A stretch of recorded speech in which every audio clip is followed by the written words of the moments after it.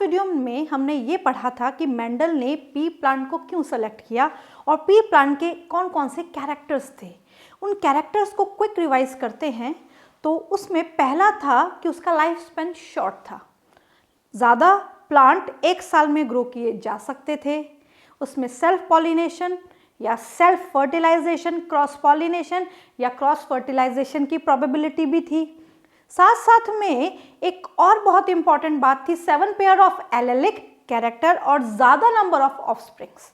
तो जब बात आती है 7 पेयर्स ऑफ एलेलिक कैरेक्टर्स की, तो ये कॉन्सेप्ट बहुत इंपॉर्टेंट हो जाता है और ये कॉन्सेप्ट पढ़ने के लिए हमें सारे 7 कैरेक्टर्स को और उनके पेयर्स को स्टडी करना होगा।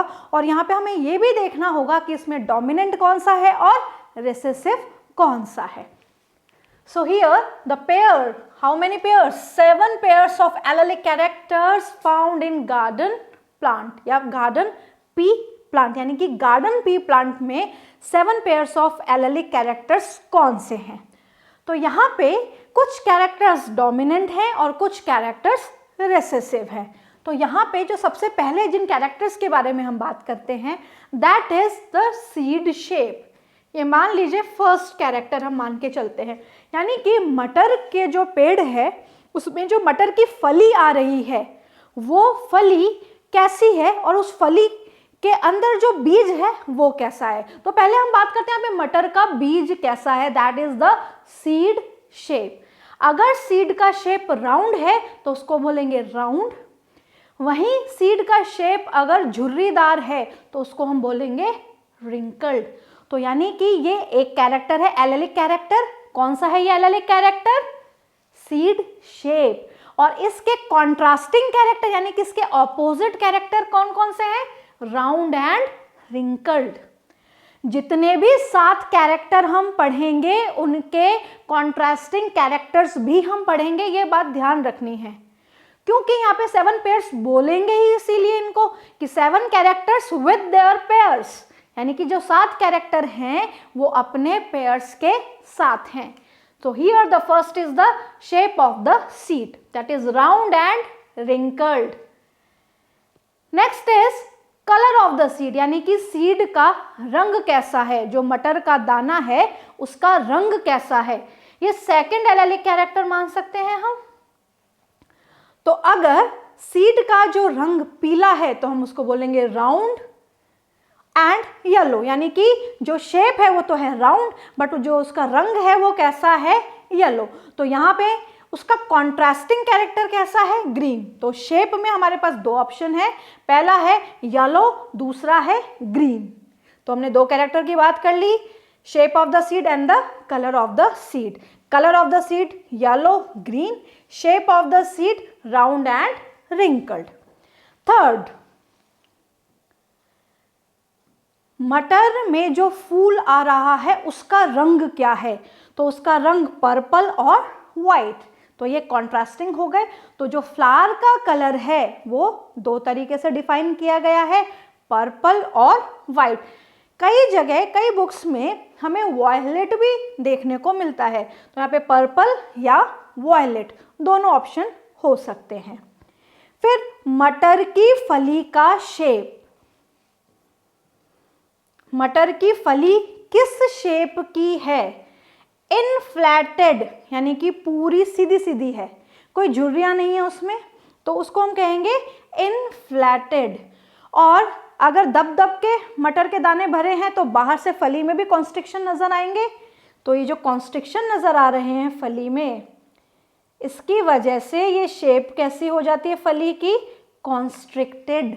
So what is the shape of the pod? Inflated and constricted. Next is the pod color, यानी कि जो पॉड का रंग है वो कैसा है। मटर की फली का रंग कैसा है? तो मटर की फली का रंग है येलो एंड ग्रीन। ये हो गया 5th कैरेक्टर, यानी कि 5वां एलेलिक कैरेक्टर। 5 एलेलिक कैरेक्टर हमने पढ़े जिसमें 2 कलर से रिलेटेड हैं, 2 शेप से रिलेटेड हैं और कलर से रिलेटेड अगर फ्लावर को इंक्लूड करें तो 3 आ जाते हैं। तो कलर से रिलेटेड 3 है, अगर शेप से रिलेटेड बोले तो 2 हैं। इसके साथ साथ हम बात करते हैं फ्लावर की पोजीशन। ये मान लीजिए 6th एलेलिक कैरेक्टर है। 6th एलेलिक कैरेक्टर में फ्लावर की क्या पोजीशन है, फ्लावर कहाँ पे प्रेजेंट है। तो पोजीशन में अगर फूल सीधी टहनी में साइड ब्रांचेस पे लग रहा है तो वो पोजीशन होगी axial, axillary branches, side branches. तो ये साइड ब्रांचेस में जब फूल खिल रहे हैं, मेन ब्रांच पे यहाँ पे फूल नहीं है, तो फूल इस तरीके से एक्सिलरी डायरेक्शन में जा रहे हैं, तो ये पोजीशन ऑफ द फ्लावर कैसा होगा, एक्सियल पोजीशन। वहीं अगर फ्लावर में टिप के साथ साइड ब्रांचेस में भी फ्लावर हैं तो टिप से यहाँ पे बन जाता है टर्मिनल, और साइड ब्रांचेस में भी है, तो ये पोजीशन ऑफ द फ्लावर आ जाती है टर्मिनल। तो ये 6 number of the allylic character है। वहीं अगर हम बात करते हैं प्लांट की हाइट, तो इसको हम स्टेम हाइट भी बोल सकते हैं और इसको हम प्लांट हाइट भी बोल सकते हैं। तो प्लांट हाइट का एग्जांपल तो हम ऑलरेडी 2-3 बार डिस्कस कर चुके हैं। ये भी ऑपोजिट या कॉन्ट्रास्टिंग कैरेक्टर में है, टॉल एंड डॉर्फ, यानी कि लंबा पौधा और बौना पौधा। तो ये 7 कैरेक्टर मेंडल ने अपने काम के लिए सेलेक्ट किए। कौन कौन से, shape of the seed, colour of the seed, shape of the pod, colour of the pod, flower colour, flower position, stem height और प्लांट हाइट। तो ये 7 कैरेक्टर मेंडल ने सेलेक्ट किए। अब यहाँ पे क्वेश्चन कैसे आता है कि जो भी कैरेक्टर मेंडल ने सेलेक्ट किए उनके कॉन्ट्रास्टिंग कैरेक्टर की भी स्टडी की गई, उनके ऑपोजिट कैरेक्टर भी साथ लिए गए, क्योंकि ये दोनों कैरेक्टर ही मिलके एक पर्टिकुलर कैरेक्टर के लिए, यानी कि एक पर्टिकुलर कैरेक्टरिस्टिक्स को शो करते हैं। यानी कि अगर हम राउंड और रिंकल्ड की बात करें तो ये सीड शेप को डिनोट करते हैं, सीड शेप को एक्सप्रेस करते हैं।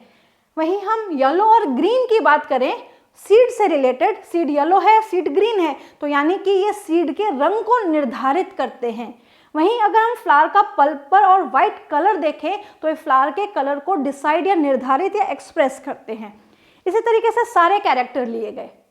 बट यहाँ पे हेडिंग में 2 चीजें लिखी गई है, डोमिनेंट और रिसेसिव। ये बहुत इंपॉर्टेंट है।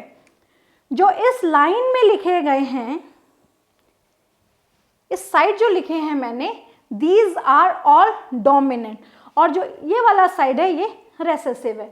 वहीं अगर हम इस पर्टिकुलर की बात करें तो ये वाले डोमिनेंट हैं और ये वाले रेसेसिव हैं। डोमिनेंट और रेसेसिव को हम ऑलरेडी पढ़ चुके हैं कि वो कैरेक्टर जो अपने आप को एक्सप्रेस कर लें वो डोमिनेंट है, और जो नहीं कर पाए वो रेसेसिव हैं। किसके सामने नहीं कर पाएंगे, डोमिनेंट के सामने रेसेसिव अपने आप को एक्सप्रेस नहीं कर पाएगा। अब एग्जाम्पल देख लें, इनको लिखा कैसे जाता है उस बात को भी कर लें, क्योंकि लिखना इनके लिए ज़रूरी है, इनको रिप्रेजेंट करना ज़रूरी है, क्योंकि अगर रिप्रेजेंट नहीं किया जाएगा तो एक्सपेरिमेंट कैसे करके देखा जाएगा। So here how they are express, कैसे दिखाई देते हैं, कैसे इनको लिखा जाता है। तो अगर सीड की शेप लिखी जाएगी तो लिखी जाएगी कैपिटल आर, कैपिटल आर।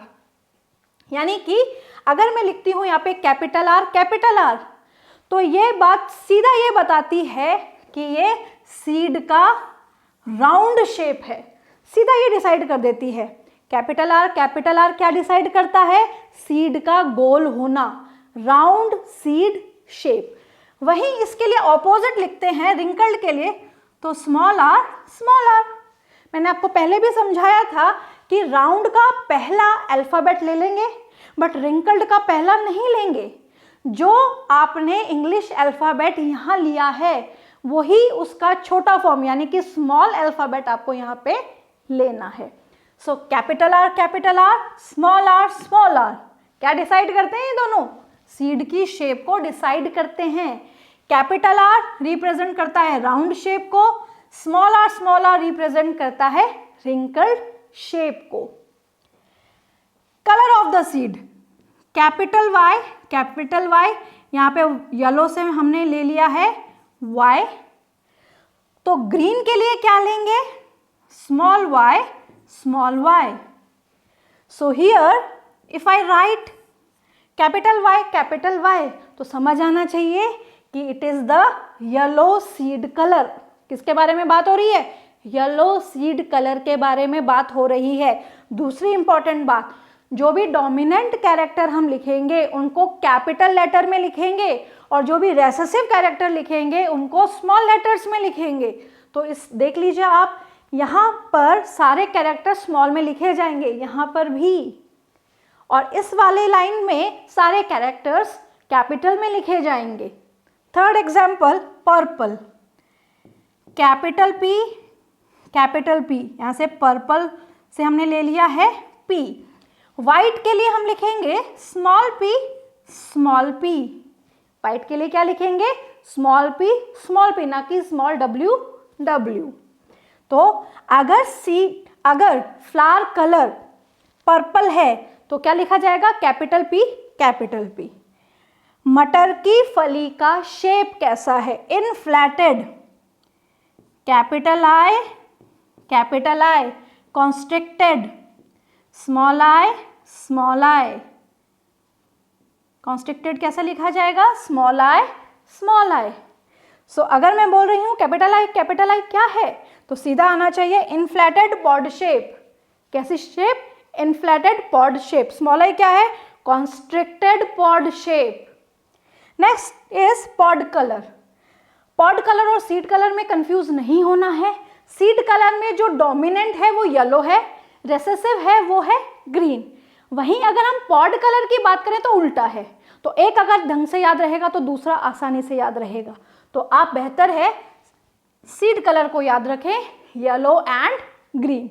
तो यहाँ पे ऑपोजिट है, यहाँ पे क्या है, ऑपोजिट रहेगा। यहाँ पे रहेगा ग्रीन एंड येलो, यहाँ पे ऑपोजिट रहेगा ग्रीन एंड येलो। क्लियर। यहाँ पे ये जो डायग्राम है इस पे ध्यान आपका जा रहा होगा कि यहाँ पे येलो और ग्रीन लिखा हुआ है, इसीलिए मैंने इसको कट करके ठीक किया है। यहाँ पे आएगा ग्रीन एंड येलो, यानी कि इसका जो ग्रीन कलर है वो डोमिनेंट है। कैसे लिखा जाएगा, कैपिटल जी। यहाँ पे कैसे लिखा जाएगा, स्मॉल जी। तो अगर कैपिटल जी में लिख रही हूँ that is green pod colour, small G लिख रही हूँ तो येलो पॉड कलर। फिर हम आते हैं फ्लावर की पोजीशन। फ्लावर की पोजीशन में डोमिनेंट कौन सी है, सो यहाँ पे एक्सियल डोमिनेंट है, तो कैपिटल ए, यानी कि कैपिटल ए क्या रिप्रेजेंट कर रहा है, एक्सियल फ्लावर पोजीशन। वहीं स्मॉल ए क्या रिप्रेजेंट कर रहा है, टर्मिनल फ्लावर पोजीशन, यानी कि एक्सियल डोमिनेंट है इसलिए कैपिटल लेटर में लिखा गया है और टर्मिनल रेसेसिव है इसीलिए स्मॉल लेटर में लिखा गया है। ये सारे ही एलील्स हैं इसलिए पेयर्ड लिखे जा रहे हैं। ये लास्ट वीडियोस में हमने डिस्कस किया है। Last but not the least, stem height और plant height. So tall is capital T and the dwarf is small t। तो अगर मैं बोल रही हूँ capital T that is tall plant height, small t dwarf plant height.